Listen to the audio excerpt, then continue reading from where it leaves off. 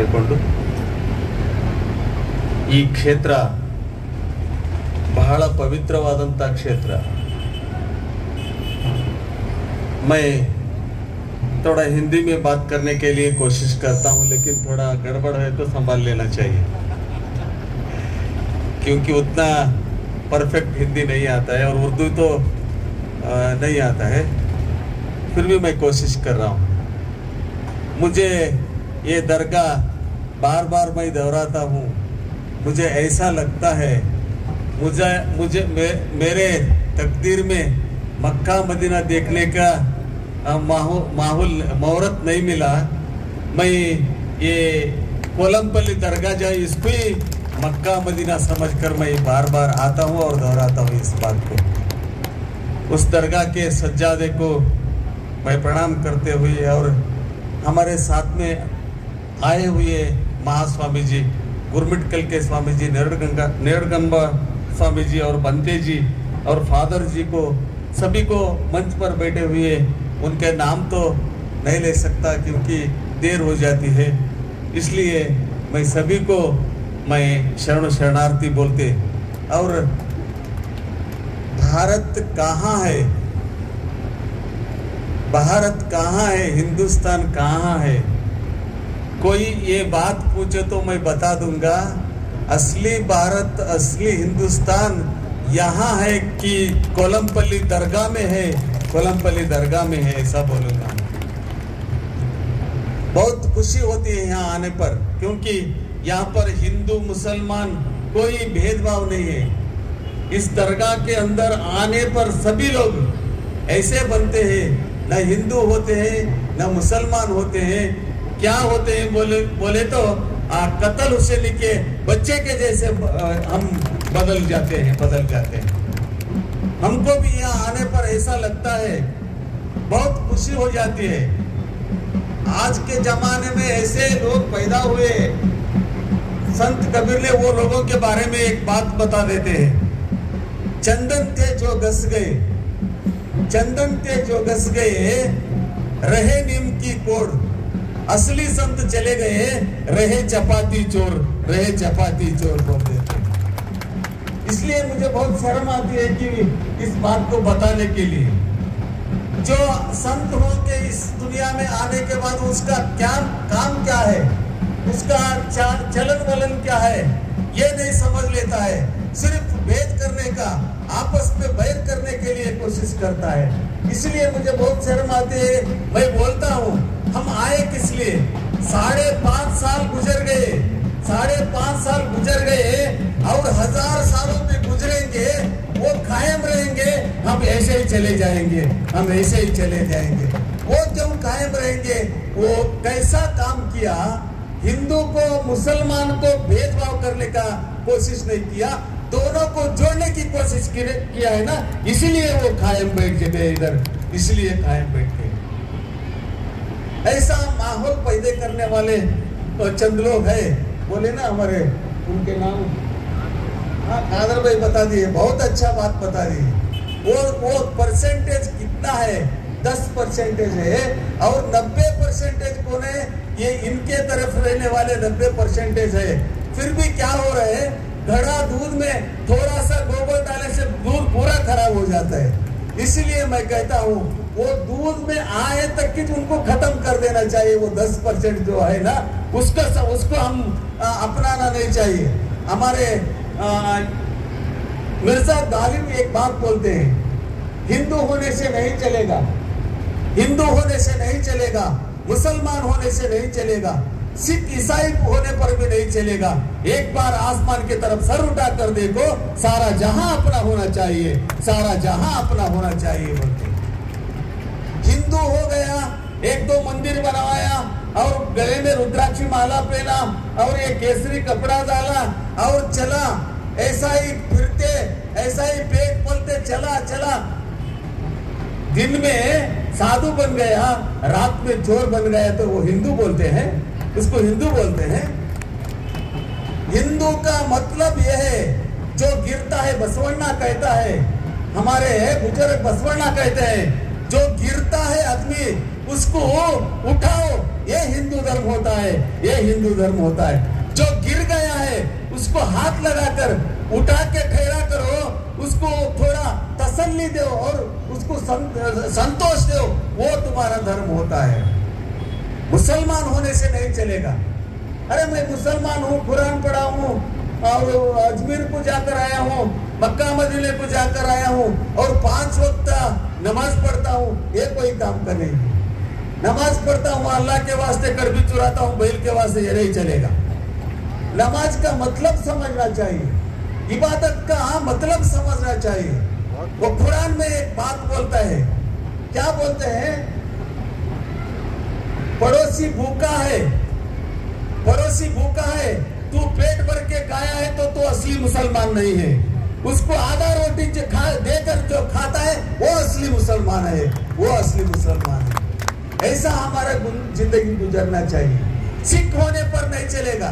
सिख धर्म का हूं बोलकर हाथ पे एक कंगन पहन के, सर पे एक पेटा पहन के मैं उसको खत्म करता हूँ, इसको खत्म करता हूँ, ये नहीं चलेगा। पहले क्या खत्म करना चाहिए? हमारे अंदर जो है ना वो मैल को खत्म करना चाहिए। जब हमको कताल हुसैनी मिलेंगे और उनका रास्ता हमको मिलेगा। ढोंगी साधु होने से नहीं चलता है। ढोंगी आज ढोंगीपन कैसा चल रहा है मालूम है? मंदिर में मौलवी को बुलाना, उनको सम्मान करना, वो मौलवी जाने के बाद बोल देना ये हमारा नहीं है रे, चुप सब तसल्ली के लिए उसको सम्मान करके भेजा हूँ। हमारा और उनका ऐसा ही जारी रहेगा। ये कोई मंदिर नहीं होता है, ये कोई सांत्वना देने का केंद्र नहीं होता है। और मस्जिद में हिंदू सन्यासी को बुलाना, सम्मान करना, उसका ज्यादा बोलते जाना, वो ये कंपाउंड के बाहर गया तो बोलना ये हमारा नहीं है, ये कोई तसल्ली बात होता है? बोलते हैं ना हिंदू ना मुसलमान है, कोई मत समझो, सब अपने अपने समझो। जब अच्छा भारत बनेगा, जब अच्छा हिंदुस्तान बनेगा। क्योंकि हम सब यहाँ रहने वाले भारत माता के बच्चे हैं। धर्म कहीं से आया होगा, बाहर से आया होगा, लेकिन हम कहीं बाहर से नहीं आए हुए। क्योंकि यहाँ पर जो जमीन है, इस जमीन में आधा हिंदू लिया है तो इधर आधा मुसलमान लिया है, तो दोनों भाई है, इसलिए जमीन बांटवारा हुआ है, इसलिए हमारा खेत और सब बांटवारा हुआ है। दूसरे को हम कहीं देते हैं? भाई लोगों के बिना कहीं जमीन बांट जाता है? कहीं जो हमारे बुजुर्गों का जो प्रॉपर्टी रहते वो बंटवारा कर सकते हैं दूसरे को हम। इसीलिए हम भारत में जो रहने वाले हैं, हम भारतीय बन के रहेंगे। जो भी कुछ बोलते रहते 10% लोग, वो 10% लोग ये भारत के लिए भला ही नहीं चाहते। वो लोग तुम जो भाषण सुन के भड़क जाते हैं ना, वो भाषण करने से कुछ नहीं होगा, काम करने से कुछ नहीं होगा, भाषण करने से कुछ नहीं होगा। ये एक दरगाह है। एक बार एक दुकान को आग लगा हुआ, दुकान को आग लगा हुआ है, सभी लोग देख के खुशी मना रहे हैं और एक आदमी उसको सिगरेट लगा के पी रहे हैं, अच्छा हुआ बोलकर। एक चिड़ी ने किया, वो चिड़ी क्या करती है मालूम है? वो जाकर पानी में डूब के वो आग के ऊपर छिनकाती है, पानी में डूब के आग के ऊपर छिनकाती है। आदमी ने बोलता है चिड़ी, हम घड़ों तक लाके आग बुझा सकते हैं, हम ठहर के देख रहे हैं, तेरी क्या औकात? तूने पानी में डूब के इधर आके चढ़ाने से ये आग बुझ जाएगा? ऐसा पूछता है वो चिड़ी। उसको सवाल का वो जवाब देती है, आदमी तेरा जो है ना, तेरा दूसरों को देख के जलना तेरा काम है, मैं वैसी चिड़ी नहीं हूँ। दूसरों के जलता हुआ देखकर मैं खुशी मनाने का मेरा काम नहीं है। दूसरों के दुख में शामिल होना मेरा काम है। मैं सारे आग बुझाने की कोशिश नहीं कर रहा हूँ, मैं सारे आग बुझाने की कोशिश नहीं कर रहा हूँ। वो अल्लाह के पास 2 लिस्ट है, अल्लाह के पास 2 लिस्ट है। एक लिस्ट है आग लगाने वालों का, एक लिस्ट है आग बुझाने वालों का। इसलिए मेरा नाम आग बुझाने वालों में आना चाहिए, इसलिए मैं आग बुझाने की कोशिश कर रहा हूँ। ऐसा दरगाह एक भारत में ऐसा दरगाह क्या कर सकता है, ऐसा नहीं समझ लेना। ऐसा होता है, एक जमाना ऐसा आता है, ऐसा जमाना आता है कि तुम जो लड़ रहे हैं, तुम जो झगड़ रहे हैं, तो जाओ उधर कोलमपल्ली दरगाह में जाओ, तुमको तसल्ली मिलेगा, वहां पर तुमको अच्छा मतलब मिलेगा, ऐसा बोलना चाहिए। हमारे साहब ने बता दिया कि ये जो चल रहा है, ये तेलंगाना का बहुत आदर्श है, यानी कि तेलंगाना को तजुर्बा है। नहीं, सिर्फ तेलंगाना को नहीं है, इडीं सारे भारत को ये तजुर्बा है। वैसा ये दरगाह में चलता है। एक जमाना ऐसा था, अगर रास्ते पर कांटे गिरे हो तो समझो यहाँ से मुसलमान नहीं गुजरा होगा, अगर मुसलमान यहाँ से गुजरा होता तो यहाँ पर कांटे नहीं रहते थे, ये रास्ता साफ रहता होता, ऐसा कहावत था। इसीलिए मैं सबसे एक विनंती करता हूँ, कोई भी दुश्मन आके तुम्हारे को भड़काने के लिए, तुम यहाँ के नहीं है, वहां के नहीं है, तुम बाहर के हैं, तुम मुसलमान हमारे नहीं है, काय के लिए वो बोलता है, आग लगाने के वास्ते बोलता है। वो बात हम नहीं समझना चाहिए।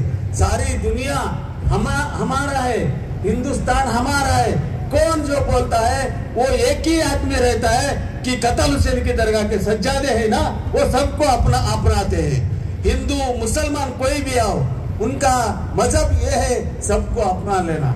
हमको ऐसा लगता है ये दरगाह के आने के पर, मैं इंडिविजुअल फैसला बता रहा हूँ, ये दरगाह को आने के बाद आने को हमको ऐसा दिल लगता है, जो यतीम बोलते हैं ना, जिसका कोई नहीं रहता उस यतीम औरत को मायका भी नहीं रहता, कुछ भी नहीं रहता है, उसको आगे बुलाने वाले कोई नहीं रहते हैं।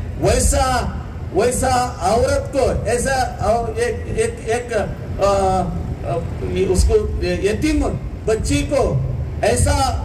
बच्ची को जब आकर ये तेरा मायका है, मैं अपना लेता हूँ बोल के कौन बोलता है? ऐसा ये मस्जिद हमको ये जो दरगाह है ना, हमको अपना लेता है, ऐसा हमको महसूस होता है। ये हम खुद से बोलता है, हमारे कोई बनावट की भाषा नहीं है। इसलिए मैं कहता हूँ, यहाँ आने वाले वो जो चिड़ी जो कैसे आग पर आग बुझाने के लिए कोशिश करती है ना, वैसा हम सब मिलकर वैसा काम करना चाहिए। ये देश की भलाई के लिए हम सब कोशिश करना चाहिए। ये दरगाह में आने के बाद हम ऐसा बनना चाहिए, असलियत को पहचानना चाहिए। ये मेरा विनंती है। बहुत दूर से आए हम गुलबर्गा के, मुझे अफसोस हो रहा है, मैं गुलबर्गा जिले का स्वामी जी हूँ। आज गुलबर्गा जिले के हमारे सज्जाद नसीम को बंदे नवाज दरगाह के सज्जाद इंतकाल हो गया। वो मुझे सुनकर बहुत अफसोस हो रहा है, क्योंकि दरगाह जो बंदे नवाज दरगाह है ना, वो सिर्फ दरगाह नहीं, हिंदू मुसलमानों को जोड़ने का एक केंद्र है, एक सेंटर है वो ये बंदे नवाज दरगाह। वैसा ही वो दरगाह के सज्जाद इंतकाल हो गए, उसके बारे में हमको अफसोस है।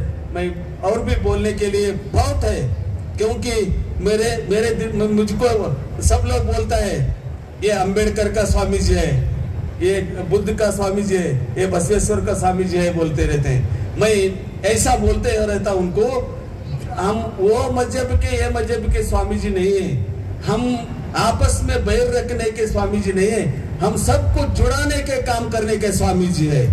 दर्जी के पास जाओ तो दर्जी बोलता है, अरे कैंची को कितना पैसा दिया? 1000 रुपए दिया। और सुई को कितना पैसा दिया? 1 रुपया दिया। अरे 1 रुपये की सुई सर पे रख लिया है, 1000 रुपयों के कैंची को चप्पल के नीचे रखा, ये क्या बात है बोलने से दर्जी बोलता है 1000 नहीं 10,000 का भी कैंची रहे तो उसको जगह यही दूंगा, क्योंकि ये कैंची बांटने की कोशिश करता है। सुई को ऊपर क्यों लेता हूँ? सुई जोड़ने की कोशिश करता है, इसीलिए मैं सर पे रख कर फिरता हूँ। ऐसा हम सबका जिंदगी होना चाहिए। मुझे बुलाकर हमारे सज्जादों ने बहुत बहुत प्यार से बुलाते हैं। उनके बात सुनकर हम नहीं कहने चाहते, हम नहीं आने मना नहीं करते। वो बुलाते हैं तो सगे हमारे माँ बाप के जैसे हमको बुलाते हैं। यहाँ आकर उनको देखने के बाद बहुत खुशी होती है, बहुत आनंद होती है। ये माहौल ऐसा है, दूसरों को परिवर्तन करता है, दूसरों को फिल्टर करता है, फिल्टर करके अच्छा इंसान बनाने वाला एक दरगाह है हमारे हिंदुस्तान में। तो वो कतल हुसैन की दरगाह बोलकर हम बेशक बोल देते हैं। सबको फिर से शरण शरणार्थी बोलकर मेरे बात को समाप्त